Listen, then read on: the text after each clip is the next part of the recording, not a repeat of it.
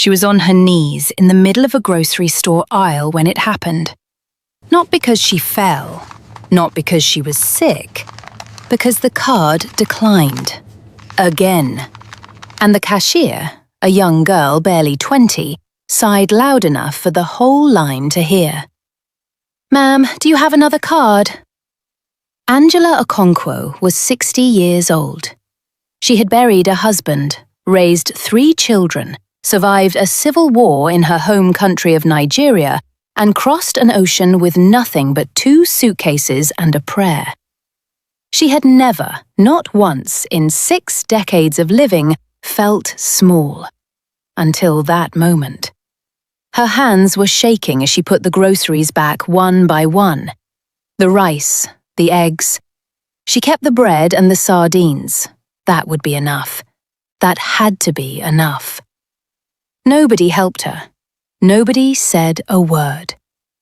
She walked out of that store in Seoul, South Korea, a city she had moved to 3 years ago to be closer to her youngest daughter, and she stood on the pavement in the cold November air, and she did something she hadn't done since the night they told her Emmanuel was gone. She cried. Not loudly. Angela didn't cry loudly. She cried the way women who have survived too much learn to cry. Quietly, with her chin up, her eyes wet, and her chest absolutely breaking. That was the first time Kang Jun-ho saw her. He was sitting in the back of a black car that cost more than most people's apartments. The window was cracked slightly. He had a habit of doing that, needing just a thread of outside air even in winter. And he saw her the moment his driver turned onto that street. He almost looked away. Almost. But something about the way she stood, dignified even in her pain, like a queen who refused to fall even when everything inside her already had, made him tell his driver to stop. "Wait here." His bodyguard stirred. "Sir, I said wait."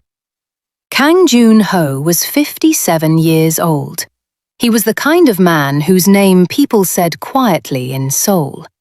Not because he was famous. Famous was for actors and singers. Jun-ho was something else. The kind of powerful that operated in shadows, in rooms where decisions got made before the public ever heard about them. He ran the Kang Group legally, yes. But below that, layered deep like the roots of an old tree, was something older and darker that he had inherited from his father and was still, quietly, trying to dismantle. He was not a good man in the way people meant when they called someone good. But he was precise, he was fair, and he had a radar for genuine pain. Probably because he had spent 57 years hiding his own. He got out of the car. Angela heard footsteps and turned, expecting nothing, and found a tall Korean man in a charcoal coat standing a few feet away, holding a handkerchief out toward her like it was the most normal thing in the world. She blinked. "You don't need to be embarrassed," he said. His English was careful, deliberate, accented but clear. "It's cold. Your eyes are watering." She almost laughed. It was such an absurd, kind lie. She took the handkerchief. "Thank you," she said, because Angela Okonkwo had been raised to say thank you even when she wanted to say something else. He nodded once, and then, and this was the part she would think about later, again and again, he didn't leave. He just stood there beside her, looking at the street, as if he had nowhere important to be. After a moment, he said, "Have you eaten?" "I'm fine." "That's not what I asked." She looked at him properly for the first time. Dark eyes, sharp face, the kind of silver threading through his hair that only came from carrying serious weight for serious years. He wasn't handsome in a soft way. He was handsome in the way old buildings are handsome, structured, permanent, a little severe. "I don't know you," she said. "No," he agreed. "But you're cold, and it's almost 6 o'clock, and there's a restaurant 1 block from here that makes the best sundubu jjigae in this district." He paused. "You can say no." She should have said no. She said yes. They sat across from each other in a small restaurant with steamed-up windows and low lighting. The soup arrived quickly.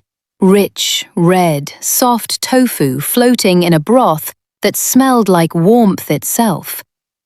Angela hadn't realized how hungry she was until the first spoonful hit her tongue and she had to close her eyes for a second.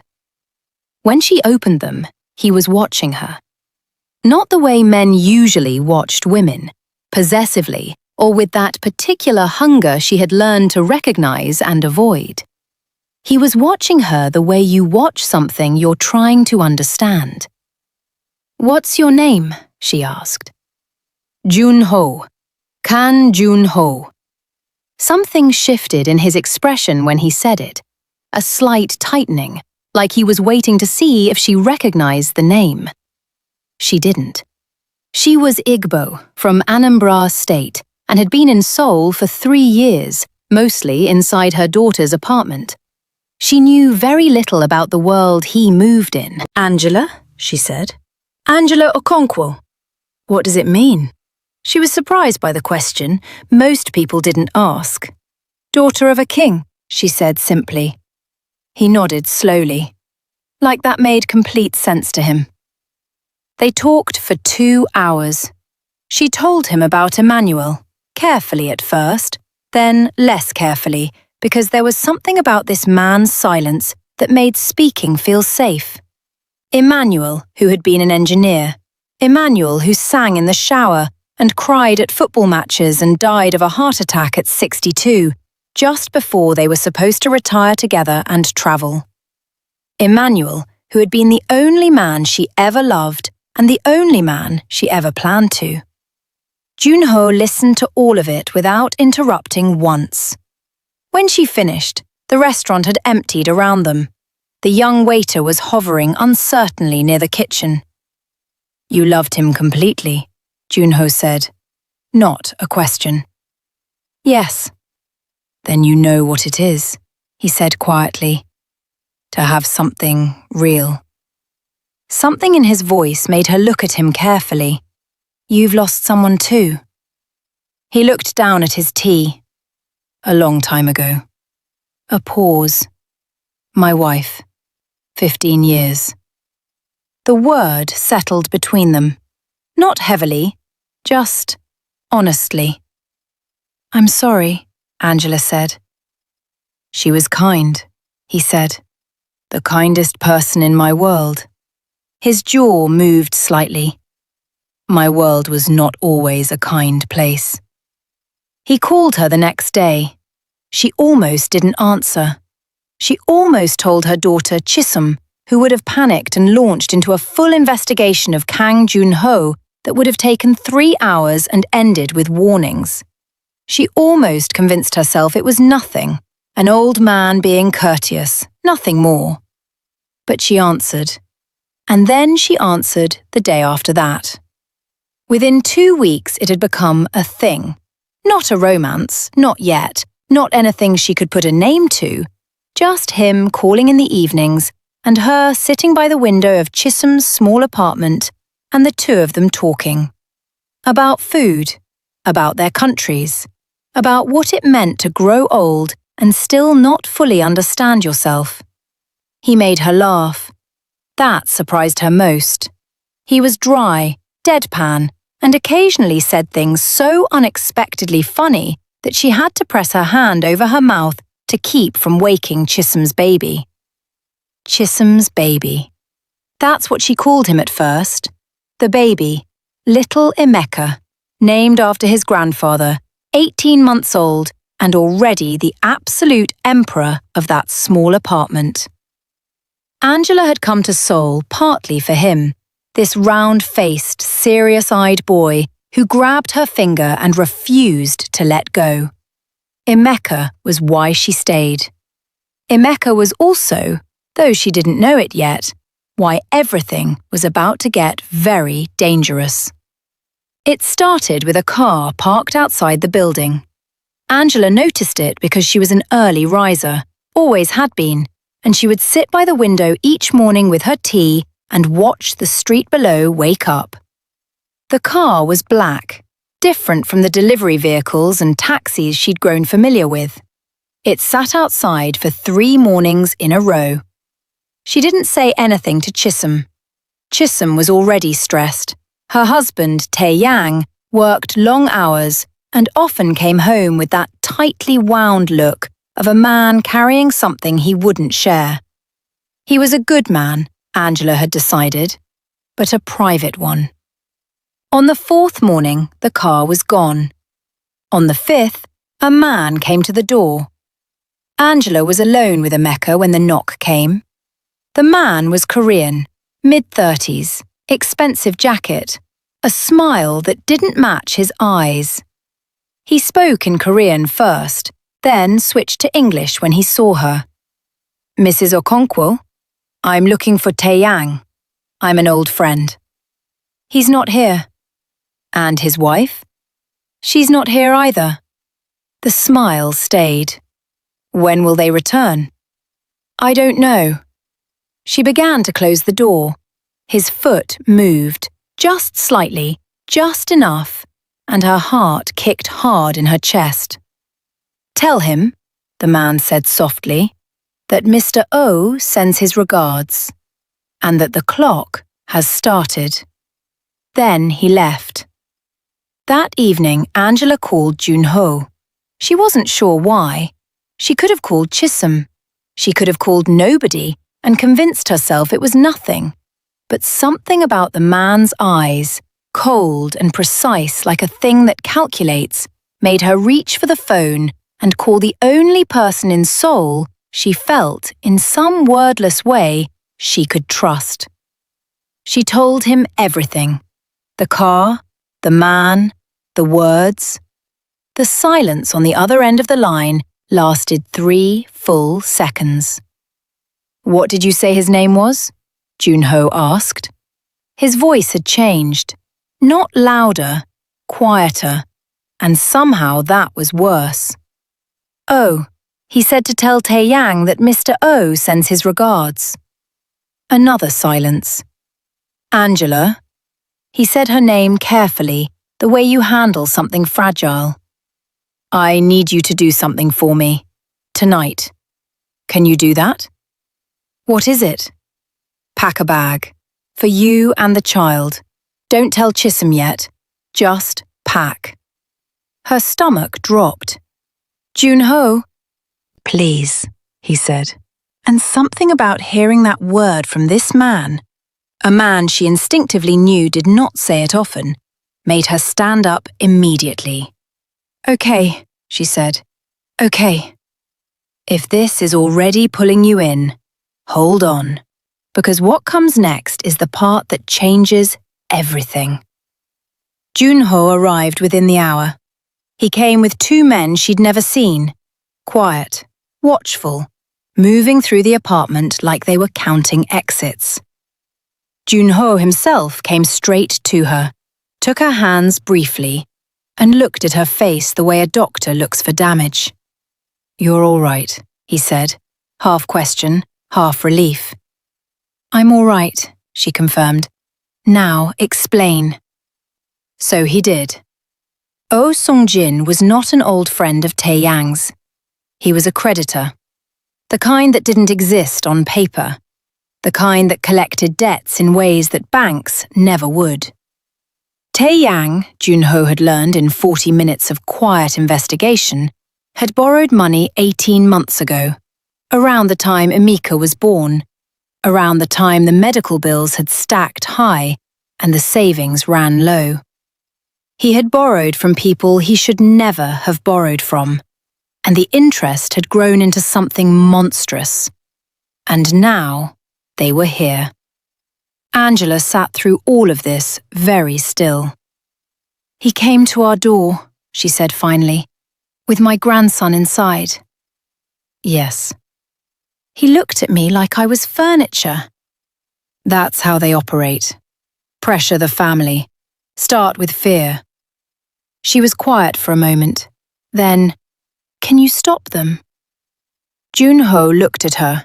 His expression was complicated. There was something he wasn't saying, and she could see it sitting behind his eyes, and she filed it away. Yes, he said. But Angela, there's something you need to know first. He sat down across from her, and for the first time since she'd met him, he looked genuinely uncertain. Oh Sung-jin works for a man named Beck. And Beck and I… He stopped, started again. The business I inherited from my father.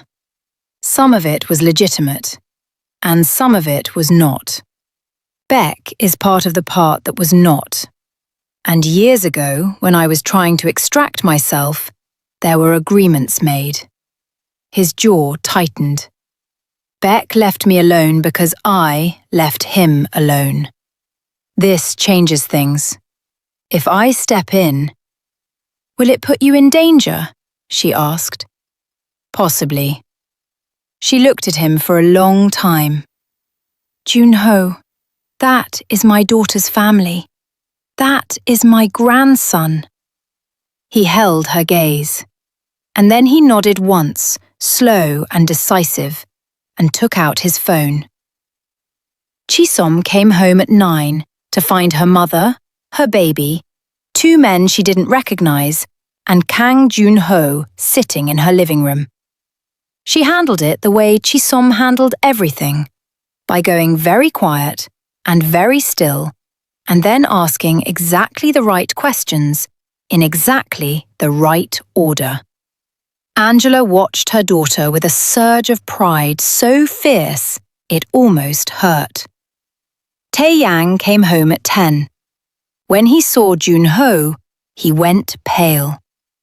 You know who I am, Junho said. It wasn't a question. Tae-yang nodded slowly. He sat down without being asked, and he looked at his wife. And in that look was everything. The shame, the fear, the love, the desperation of a man who had tried to fix something privately and only made it worse. Chisom said very quietly, Tell me. And Tae-yang told her.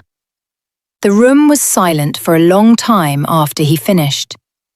Emika had fallen asleep on Angela's lap, blissfully unaware, his small fist curled against his cheek. Angela kept her hand on his back and breathed slowly and let the room be what it needed to be. Chisom cried, not dramatically, quietly, like her mother, and Angela recognized her own pattern of grief in her daughter and felt her heart crack and then hold. Tae-yang reached for his wife's hand. She let him take it. That was the moment Angela decided that whatever happened next, this family was going to survive it. Junho handled Beck in the way that powerful men handle other powerful men. Not with confrontation, but with precision.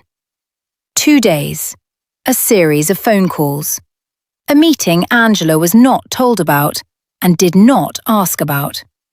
The details were never shared with her, and she was wise enough to understand that some things needed to be kept at a distance. What she knew was this. On the 3rd day, Junho called her and said, It's handled. What she felt was a complicated, layered thing that took her several minutes to sort through.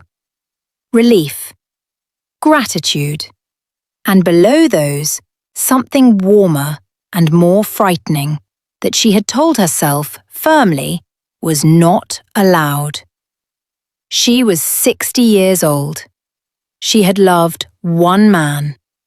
She had buried that man. These were facts. Thank you, she told Junho. You don't need to thank me. I know I don't need to, she said. I want to. A pause. "Have dinner with me," he said. "Tomorrow. A real dinner this time. Not soup, because you haven't eaten."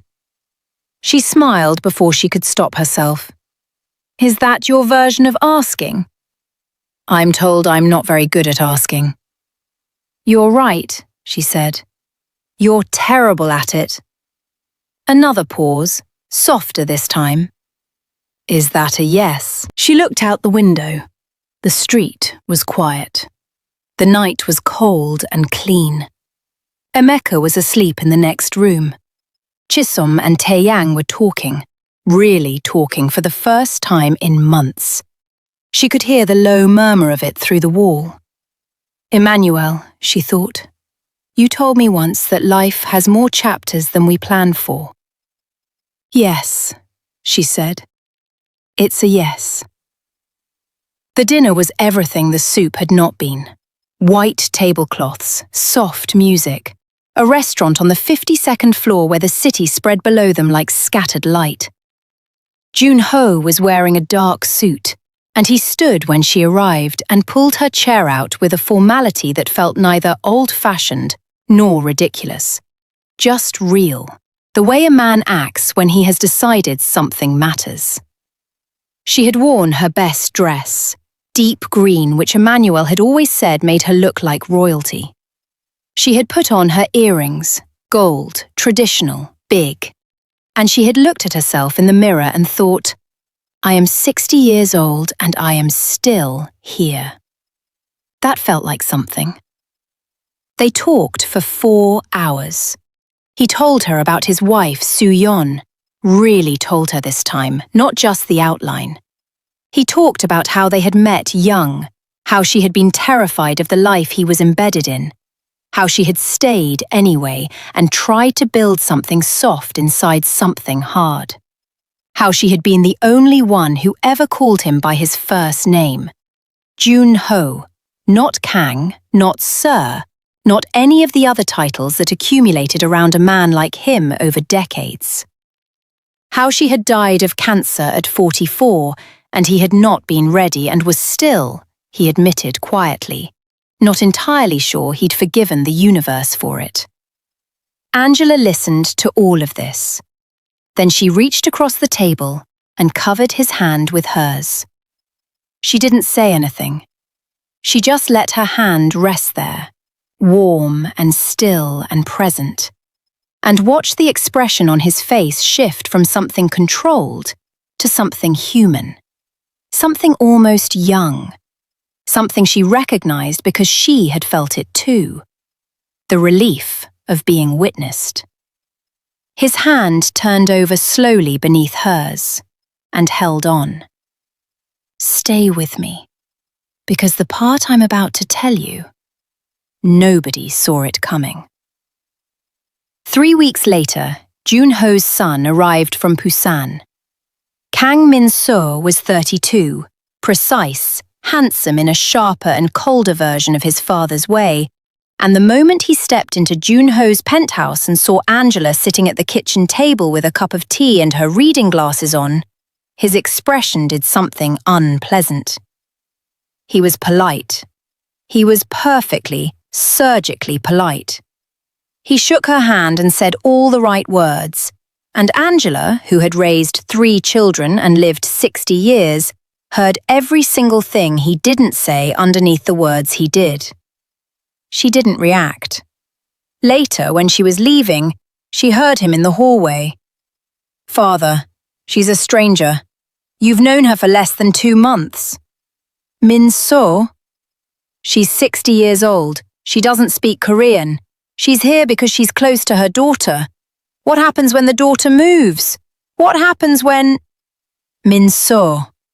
Junho's voice was quiet, final. "This conversation is done. I'm trying to protect you." "I know." A pause. "I know you are, but I don't need protection from her." Angela stood in the corridor for a moment with her hand on the elevator button. She pressed it. The doors opened. She stepped in. She didn't feel angry at Min-soo. She understood him. She understood what it was to watch a parent reach for something after loss, to feel the complicated fear of it, the protective instinct twisted up with grief, and the need to keep what remained of your world stable. But she also felt, quietly, a resolve crystallize inside her. She was not a threat to this family, but she was not going to disappear either. It was Emeka who broke Min-soo open.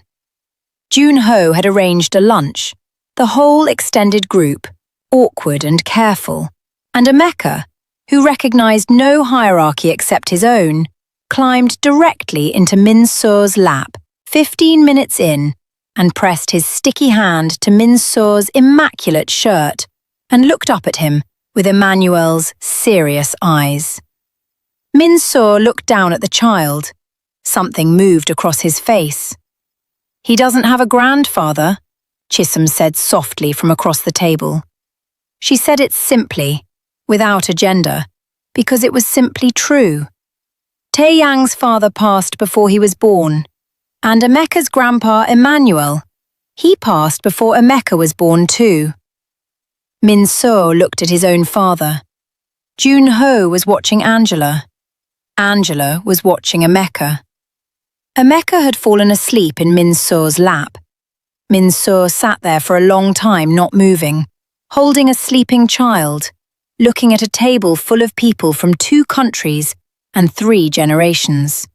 And something in his architecture, in the careful structure he had built around himself, started, slowly, to change. He looked at Angela. "I owe you an apology," he said. "No," she said. "You owe me nothing. You love your father." She picked up her chopsticks. "That I respect completely." December came fast. Seoul got cold in a way that felt intentional, the kind of cold that drove people indoors and made small spaces feel necessary. Jun-ho had taken to coming to the apartment on Tuesday evenings, ostensibly to check on Chisholm and Taeyang, really to sit at the small table with Angela after the others went to bed and talk in the particular way they had developed. Half English, half silence, fully honest. One Tuesday he came with a bruise along his jaw. She saw it the moment he walked in. "Sit down," she said. "It's nothing." "Jun-ho, sit down." He sat. She went to the kitchen and came back with a cold cloth and sat across from him and pressed it gently to his face, and he let her, which told her more than anything he'd said so far about how much had changed between them. "Beck?" she asked quietly. He was quiet for a moment. "There are loose ends," he said, "to what I did for your family." Beck accepted the settlement, but he interpreted it as a provocation. There are people below him who want to... He stopped. Who want to what? He looked at her, and this time he didn't shade it or soften it, because he had learned.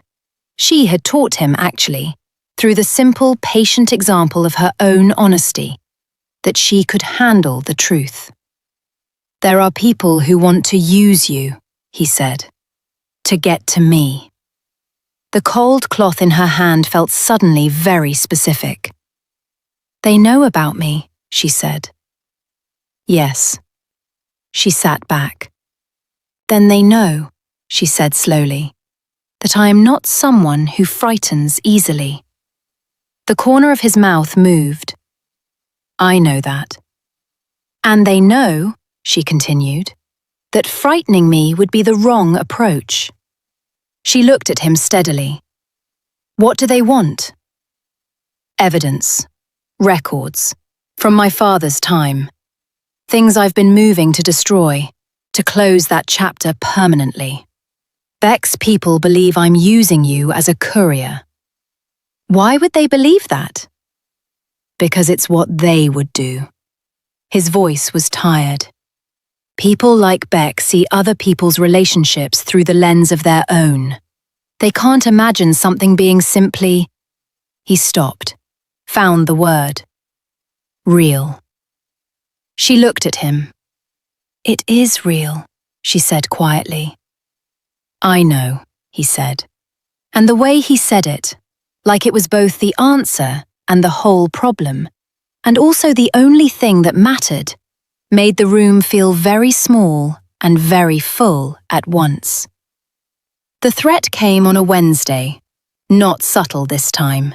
A phone call to her personal number, a number she had not given anyone in Beck's world, which meant they had worked to find it, which meant they were working. The man's voice was calm, the message was clear. She should leave Seoul. She should go back to Nigeria. She should make Junho understand that his past and his present could not coexist. She recorded the call. She sent it to Junho. Then she called Chisum. She told Chisum everything. Not a partial version, not a protected version, everything. Because Chisum was not a child, and because the danger had come into Chisum's home first, and because Angela Okonkwo did not protect the people she loved by keeping them in the dark. Chisum was quiet for a very long time. "Mama," she said finally, "do you love him?" Angela didn't answer immediately. She thought about Emmanuel, about the way love feels at 20 versus 40 versus 60. How at 20 it's a hurricane, enormous, fast, obliterating. How at 60 it's different, quieter, more like a hand reaching through the dark and finding yours and holding on. Less storm, more gravity. "I think," Angela said carefully, "I am on my way there." "Then we stay," Chisum said, "and we handle this." That was her daughter. That was Emmanuel's daughter. "Yes," Angela said, "we do." The plan Junho put in motion was not violent. She asked him this directly. "Is anyone going to be hurt?" "No," he said it without hesitation. What he did was more precise than violence.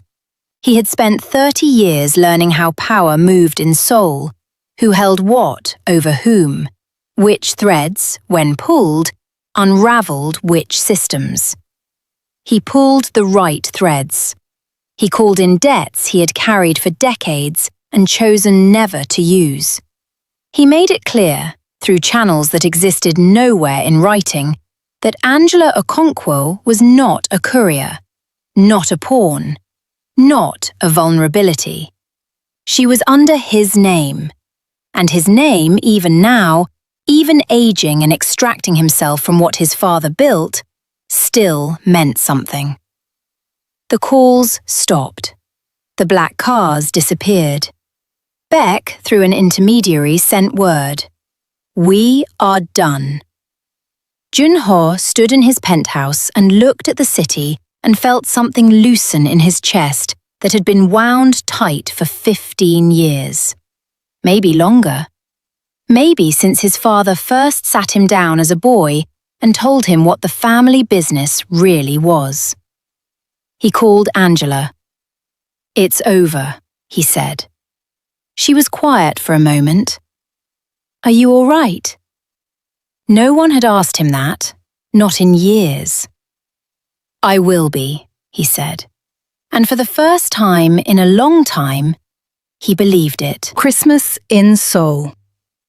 Chisom had decorated the apartment with lights and a plastic tree and played Fela Kuti alongside Korean Christmas carols, because she said there was no reason her son couldn't grow up knowing both. And Emeka sat in the middle of the living room floor, surrounded by wrapping paper, and looked profoundly satisfied with himself. Min Seo came. He brought a gift for Emeka, a wooden toy set, handmade, expensive, chosen carefully. He sat on the floor with the baby without being asked, and Angela watched from the kitchen doorway and felt the particular satisfaction of watching walls come down. Junho arrived last. He came in from the cold with his coat dusted with snow and a bottle of good wine, and a small wrapped box that he handed to Angela when no one was watching. She looked at it. "Open it later," he said quietly. She opened it later, in her room, after Chisom and Tae-yang had put Emeka to bed, after Min-seo and Jun-ho had said their goodbyes. She sat on her bed and unwrapped it carefully.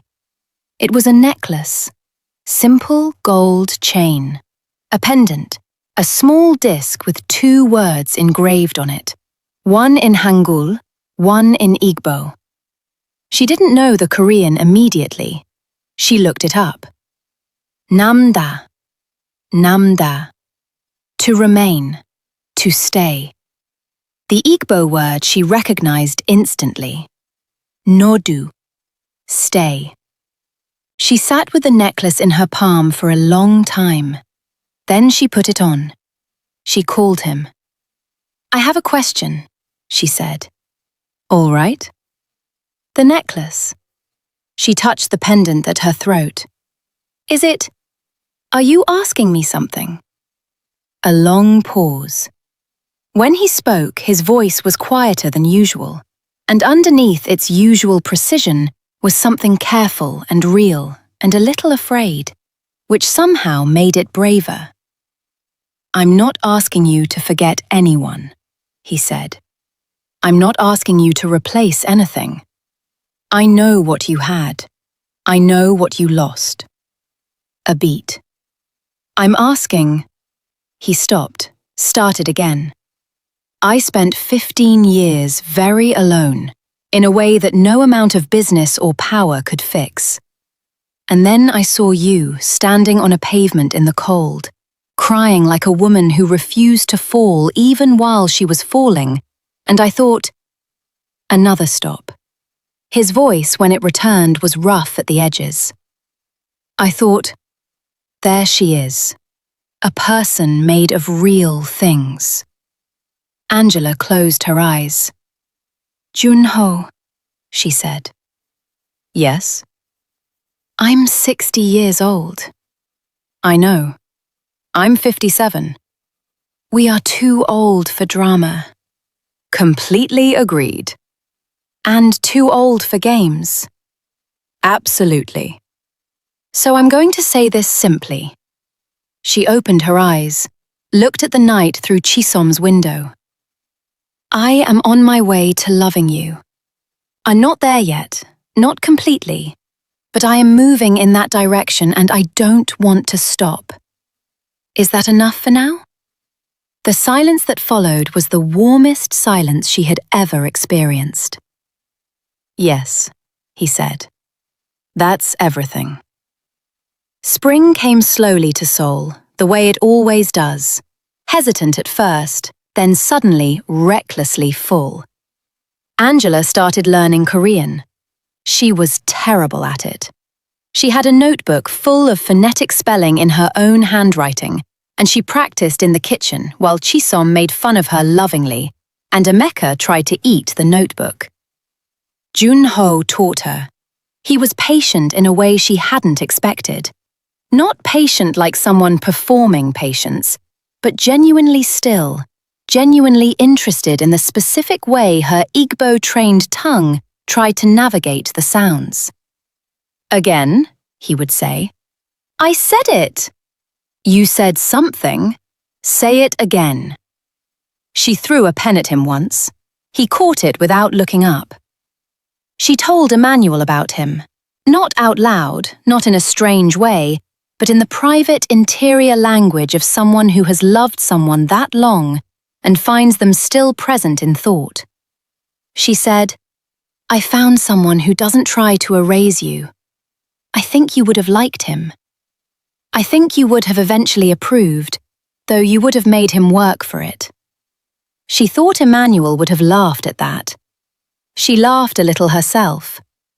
On the day that Tae-yang was promoted and came home looking lighter than he had in years, and Chisom made jollof rice for the celebration, and Jun-ho brought Korean barbecue, and Min-seo showed up unannounced with soju, and they all ended up crowded around a table that was far too small, passing food across each other, and arguing about whose dish was better, and Emeka banging a spoon on his high chair tray like a conductor.